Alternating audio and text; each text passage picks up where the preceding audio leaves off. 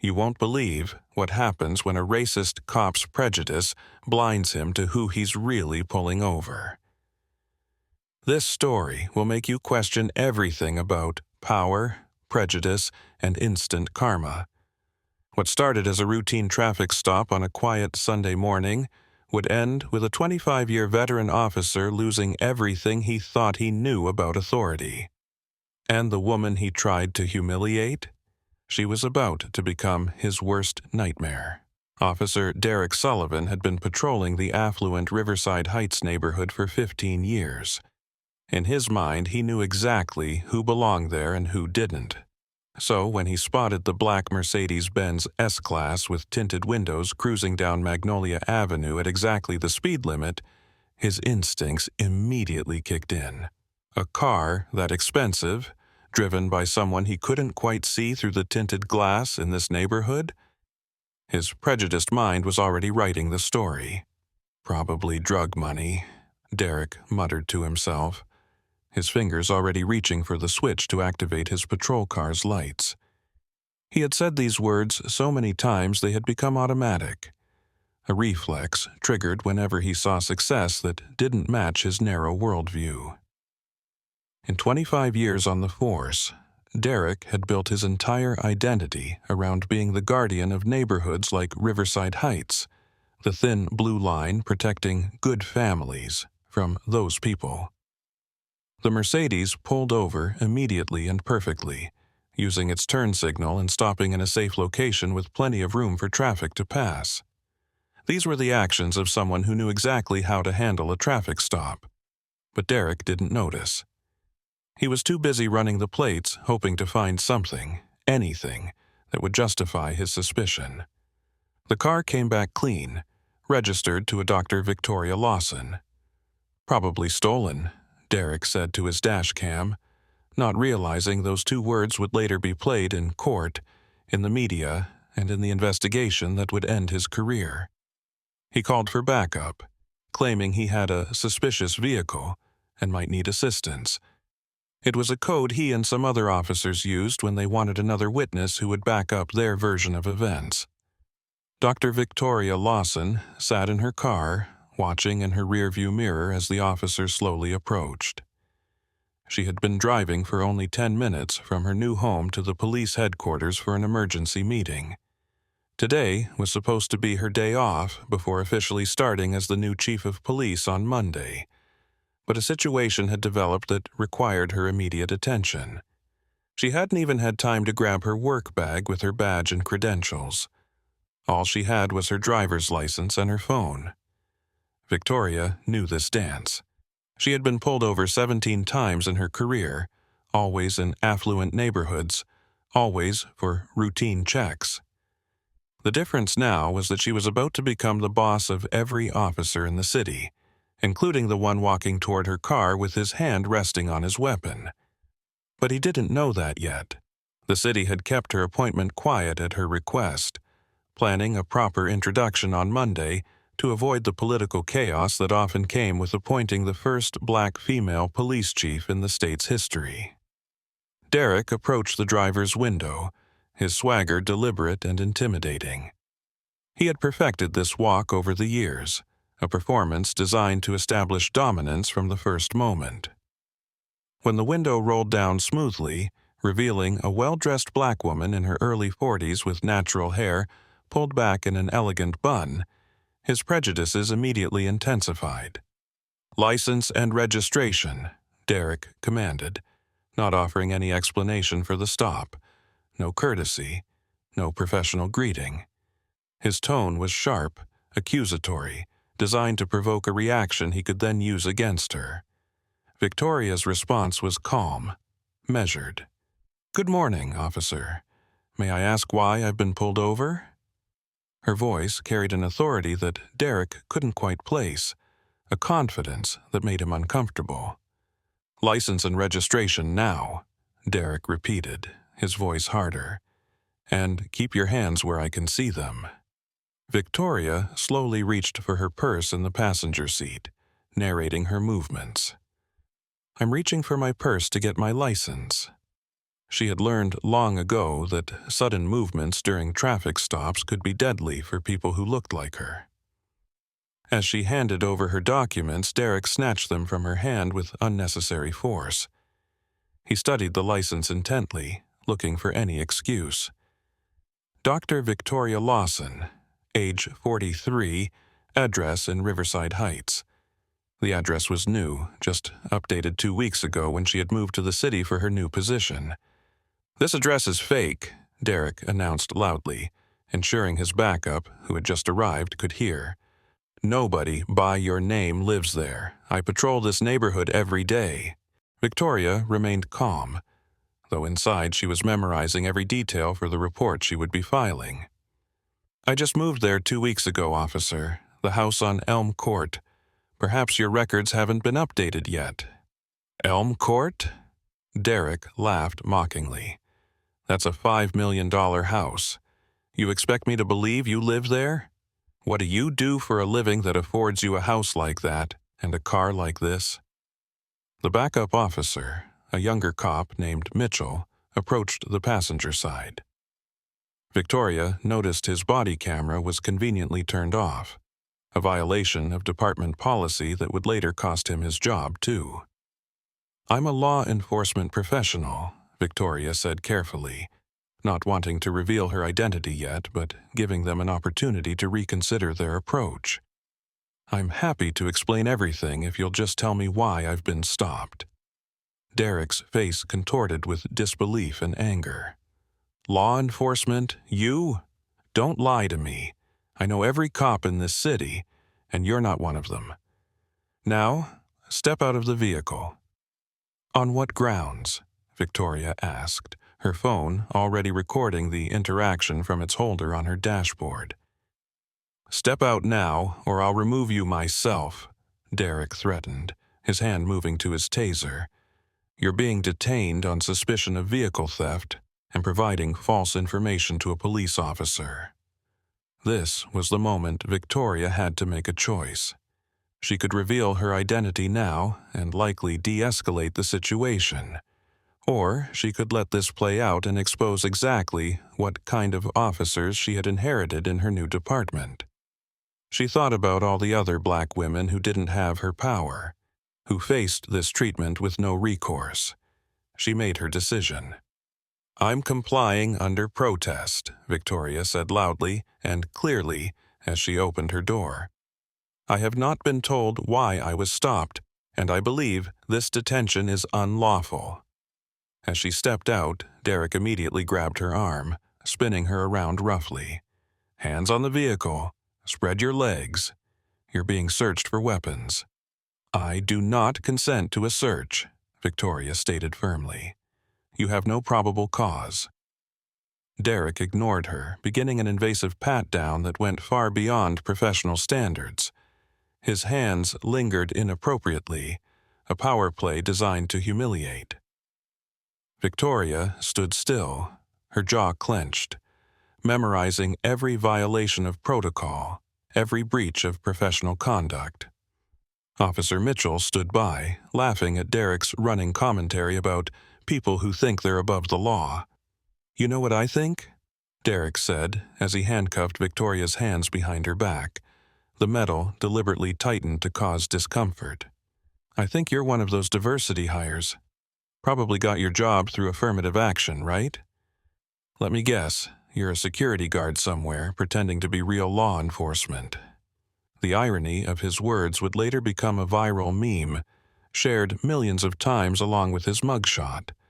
But in that moment, Derek thought he was winning, thought he was putting this uppity woman in her place.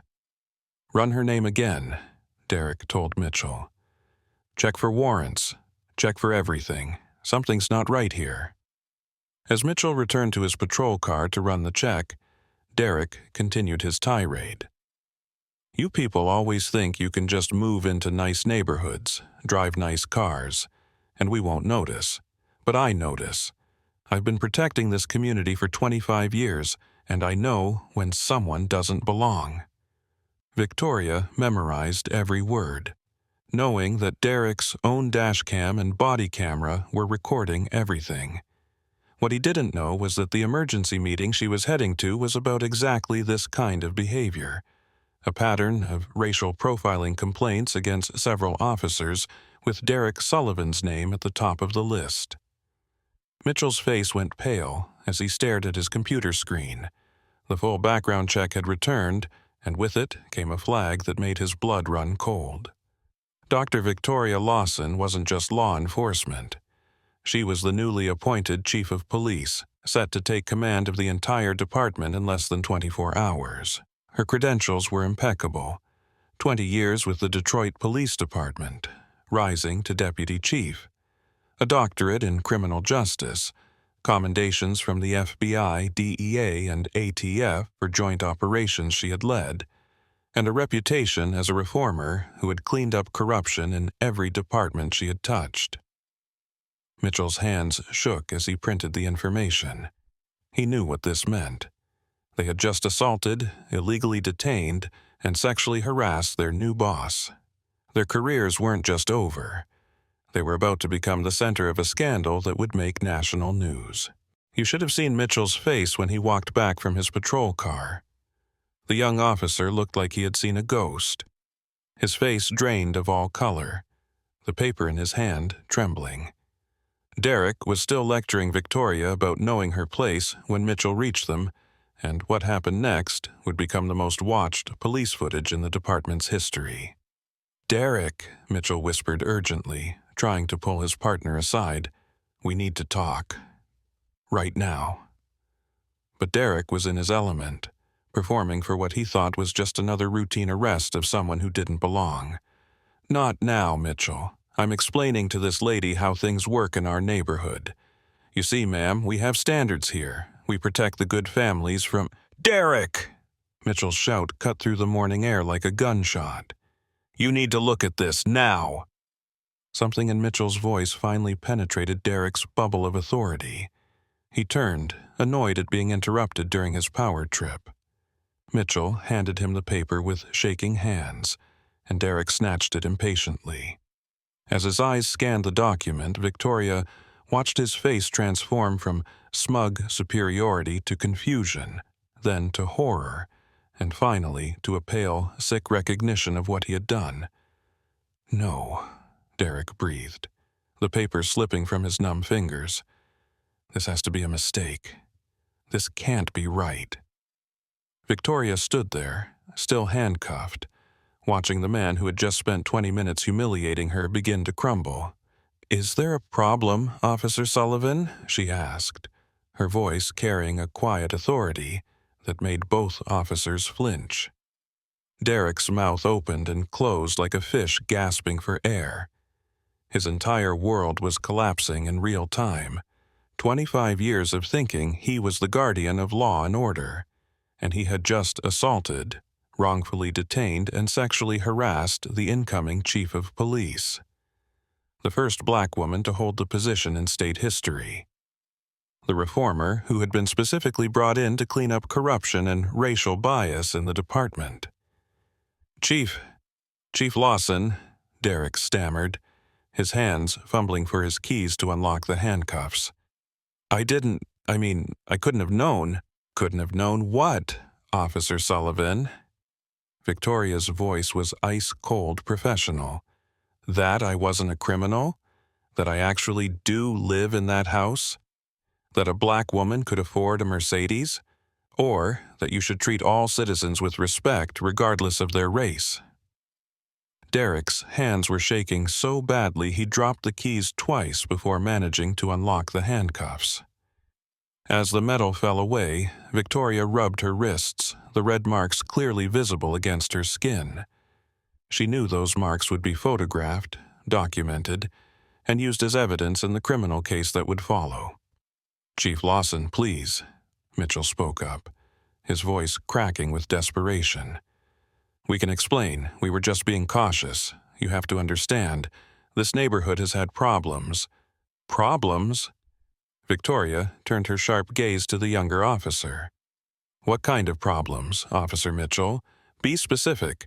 What crime was I suspected of committing? What traffic violation did I commit that warranted this stop?" Neither officer could answer because they both knew the truth.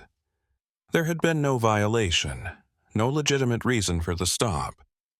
It had been pure racial profiling from the moment Derek saw a black person driving an expensive car in an affluent neighborhood. Victoria pulled out her phone, which had been recording the entire encounter. "Gentlemen, I need you to stand exactly where you are. Do not move. Do not touch your weapons. Do not reach for your radios." She dialed a number from memory. "Deputy Chief Harrison, this is Chief Lawson. I need internal affairs and a supervisor at my location immediately. I've been assaulted by 2 of our officers during an illegal traffic stop. Yes, I have everything on video. No, I'm not injured, but I want a medical examination to document the excessive force used during the illegal search." Derek's legs gave out, and he had to lean against his patrol car for support. His entire pension, his reputation, his identity as a cop, it was all evaporating before his eyes. "Chief, please, I have a family. My kids are in college. I didn't mean... I wasn't trying to..." "You weren't trying to what?" Victoria asked pointedly. "You weren't trying to profile me? You weren't trying to humiliate me? You weren't trying to abuse your power? Officer Sullivan, you've been on the force for 25 years. In all that time, did you ever once consider that your badge was meant to protect and serve all citizens, not just the ones who look like you?" Within minutes, the quiet Sunday morning erupted into controlled chaos. 3 supervisor vehicles arrived, followed by internal affairs, and then a crime scene unit to document everything. Derek and Mitchell were separated, their weapons and badges confiscated, their body cameras and dashcam footage secured as evidence. Captain Rebecca Thompson, a 15-year veteran who would become Victoria's strongest ally in reforming the department, arrived to take charge of the scene. She approached Victoria with a mixture of respect and horror at what had occurred. "Chief Lawson, I am so deeply sorry for what you've experienced," Thompson said, her voice genuine. "This is not representative of our department." Victoria looked at the captain steadily. "Isn't it, Captain Thompson? I've been in the city for exactly 2 weeks, and I've already been profiled and harassed by 2 of our officers. How many other black citizens has Officer Sullivan done this to? How many complaints have been buried? How many victims didn't have the power I have to fight back?"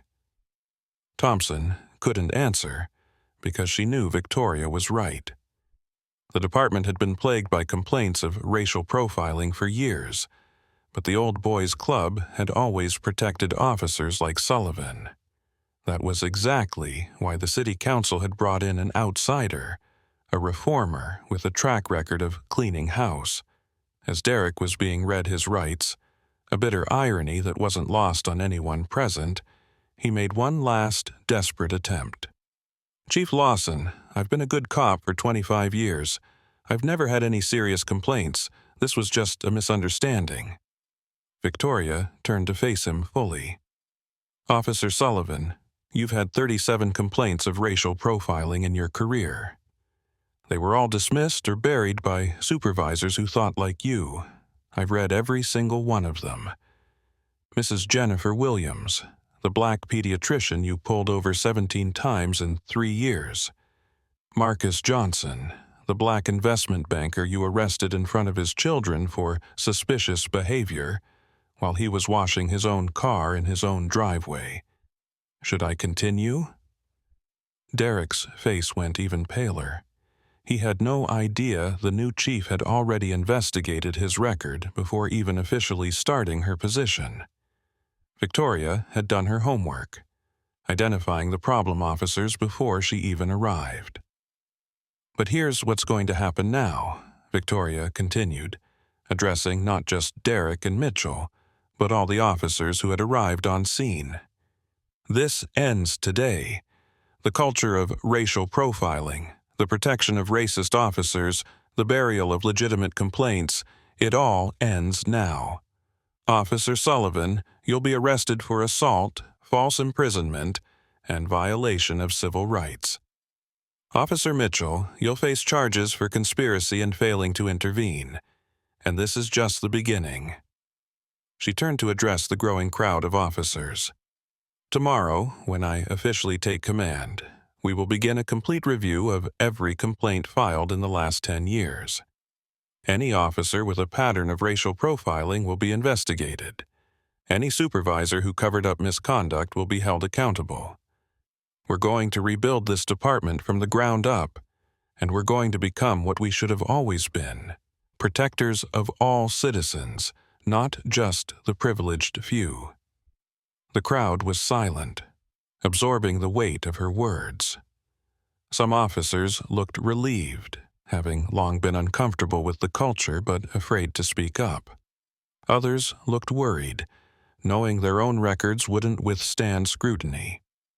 As Derek was placed in the back of a patrol car, the same position he had put so many innocent people in over the years, he finally understood the weight of what Victoria had said earlier.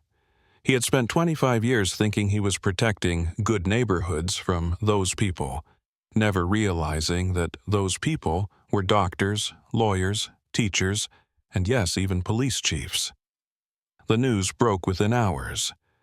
Videos of the incident, both from Victoria's phone and the body cameras, went viral immediately. Chief Lawson began trending nationwide, with millions of people sharing their own stories of racial profiling. Derek Sullivan became the face of everything wrong with policing in America, his mugshot shared alongside his racist comments from the traffic stop. But the real shock came when Victoria held her first press conference that afternoon. She stood behind the podium in full uniform, her presence commanding respect, and delivered a speech that would be remembered as a turning point for the department. "What happened to me today happens to black and brown citizens every day in cities across America," she began, her voice strong and clear. "The only difference is that I have the power to do something about it." Officer Sullivan thought he was pulling over someone who didn't belong, someone he could intimidate and humiliate without consequences. He was wrong on all counts. The most satisfying part of this whole story: watching Derek Sullivan stand in court 6 months later, facing the same justice system he had wielded as a weapon for 25 years. But this time, he wasn't the one in control.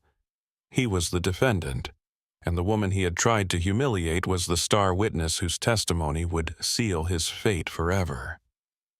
The courtroom was packed beyond capacity. Media outlets from around the world had descended on the city to cover what had become known as the traffic stop that changed everything. Derek sat at the defendant's table, looking like he had aged 10 years in 6 months. His once proud uniform had been replaced with a cheap suit, his confident swagger reduced to nervous fidgeting. His wife had filed for divorce after the full extent of his racist behavior over the years had come to light. His children refused to speak to him, ashamed of the man they had once looked up to.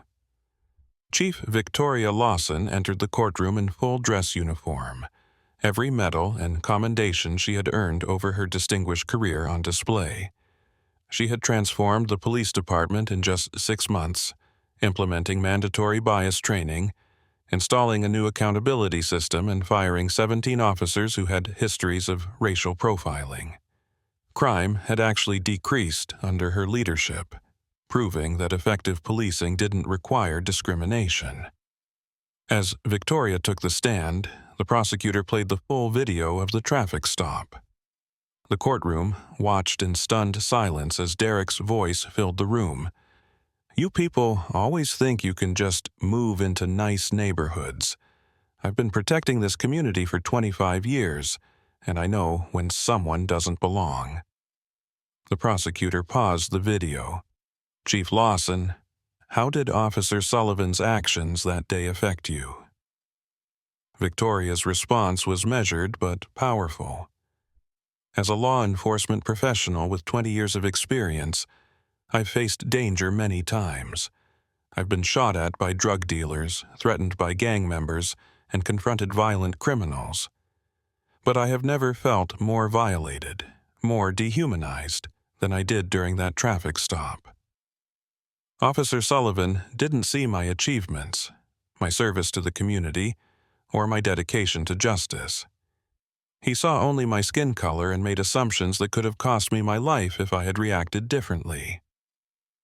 Derek's attorney tried to argue that it was a simple misunderstanding, that Derek couldn't have known who Victoria was, but Victoria's response destroyed that defense. "Your Honor," Victoria said, addressing the judge directly, "it shouldn't have mattered who I was. Whether I was the chief of police or a teacher, a doctor or a janitor, a CEO or unemployed, every citizen deserves to be treated with dignity and respect. Officer Sullivan's treatment of me wasn't based on any suspicious behavior or criminal activity. It was based solely on his prejudiced assumption that a black woman couldn't legitimately belong in that neighborhood or own that car." The prosecution then presented evidence that shocked even those who had been following the case closely. In the investigation following Derek's arrest, they had uncovered a secret Facebook group where Derek and other officers shared racist memes, celebrated aggressive arrests of minorities, and kept a running tally of what they called DWBs, driving while black stops. Derek had been the group's most active member, with over 500 posts in 3 years. One post, made just a week before he stopped Victoria, read, "Saw another one in a Mercedes today. These people think they can buy their way into our neighborhoods. Time to remind them where they belong." The prosecutor showed post after post, each one more damaging than the last, painting a picture of a man who had used his badge as a tool of oppression for decades. But the most damaging testimony came from Derek's former victims, who had been emboldened by Victoria's stand to come forward. Mrs. Jennifer Williams, the pediatrician Derek had repeatedly harassed, testified about how his stops had traumatized her children, making them afraid of police officers who were supposed to protect them. Marcus Johnson described the humiliation of being arrested in his own driveway while his neighbors watched, his children crying as their father was handcuffed for no reason other than existing while black. In total, 43 people testified about their experiences with Derek Sullivan. Each story was a variation of the same theme: racial profiling, abuse of power, and a system that had protected him until Chief Lawson arrived. When it came time for Derek to testify in his own defense, his attorney advised him not to take the stand. But Derek, still clinging to the belief that he could talk his way out of this, ignored the advice. It was the final nail in his coffin. Under cross-examination, Derek tried to justify his actions. "I was just doing my job. I was protecting the community." "From what?" the prosecutor asked. "From a woman reading a book? From a doctor going to work? From a banker washing his car? Who exactly were you protecting, and from whom?" Derek couldn't answer without revealing the ugly truth everyone already knew. He had been protecting his vision of white supremacy from the reality of black success and equality. The jury deliberated for less than 2 hours. Guilty on all counts: assault, false imprisonment, violation of civil rights, and conspiracy to violate civil rights. The judge, an elderly black woman who had seen too many cases like this in her career, delivered a scathing statement during sentencing. "Officer Sullivan, you took an oath to protect and serve all citizens equally. Instead, you used your badge as a weapon to terrorize law-abiding citizens based on nothing more than the color of their skin. You've shown no remorse, no understanding of the harm you've caused. You still believe you were just doing your job. That belief is exactly why you must be removed from society and made an example of. I sentence you to 15 years in federal prison." The courtroom erupted. Derek's few remaining supporters gasped in shock, while victims and their families wept with relief. 15 years was more than anyone had expected, but the judge wasn't finished. Furthermore, you will pay restitution to all victims identified in this case, forfeit your pension, and be permanently barred from any law enforcement position upon release. You betrayed the public trust in the most fundamental way possible, and you must face the consequences. As Derek was led away in handcuffs, the same type he had used on so many innocent people, he finally looked broken. The reality of spending 15 years in prison as a former cop was setting in. He would need protective custody just to survive, living in fear every day, experiencing a fraction of the terror he had inflicted on others for 25 years. Mitchell, who had testified against Derek in exchange for a lighter sentence, received 3 years and would never work in law enforcement again. The other 15 officers identified in the Facebook group were either fired or resigned before they could be terminated. Chief Lawson used the momentum from the case to implement sweeping reforms. Every officer now wore body cameras that couldn't be turned off during any interaction with the public. A civilian oversight board was established with real power to investigate complaints. The department's demographics were changed through aggressive recruiting of diverse candidates, and promotion boards were required to have diverse representation. 1 year later, the city that had once been known for its racial profiling problems was being held up as a model for police reform. Crime rates had dropped to historic lows, community trust in police had increased by 60%, and the department had won a national award for innovation in policing. Victoria was invited to speak at the National Chiefs of Police Conference, where she shared the story of her traffic stop and its aftermath. That Sunday morning, Officer Sullivan thought he was putting me in my place. She told the audience of law enforcement leaders from around the country. Instead, he helped me find my purpose. Every officer who thinks their badge gives them the right to discriminate should remember Derek Sullivan, sitting in a federal prison cell, his life destroyed by his own hatred and prejudice. The Derek Sullivan case became required study at police academies nationwide. Law professors wrote papers about it. Civil rights organizations used it as a rallying cry, and it sparked a national conversation about racial profiling that led to federal legislation requiring nationwide standards for police conduct. Derek's ex-wife gave an interview a year after the sentencing. "I was married to him for 22 years, and I never wanted to see the signs, but they were always there. The casual, racist jokes, the way he talked about those people, the pride he took in making certain arrests. I'm ashamed I stayed silent for so long. Chief Lawson did what I should have done years ago. She held him accountable." As for Derek himself, prison letters leaked to the media showed a man still in denial, still believing he was a victim of political correctness gone too far. He had learned nothing, but that didn't matter anymore. His power was gone, his influence ended, his legacy reduced to a cautionary tale about the dangers of unchecked prejudice in law enforcement. Chief Victoria Lawson continued to lead the department for 5 more years, before being recruited to a federal position, helping to reform police departments nationwide. In her farewell speech to the city, she reflected on that fateful Sunday morning. "Officer Sullivan pulling me over was the best thing that could have happened to this department," she said. "Not because I wanted to experience that humiliation and fear, but because it exposed a cancer that had been growing for decades. Sometimes it takes a shocking event to create real change. Derek Sullivan thought he was protecting his community from me. Instead, I ended up protecting the entire community from officers like him." The standing ovation lasted 10 minutes.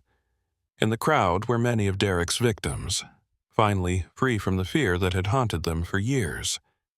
They were no longer afraid to drive through their own neighborhoods, no longer worried about being stopped for existing while black.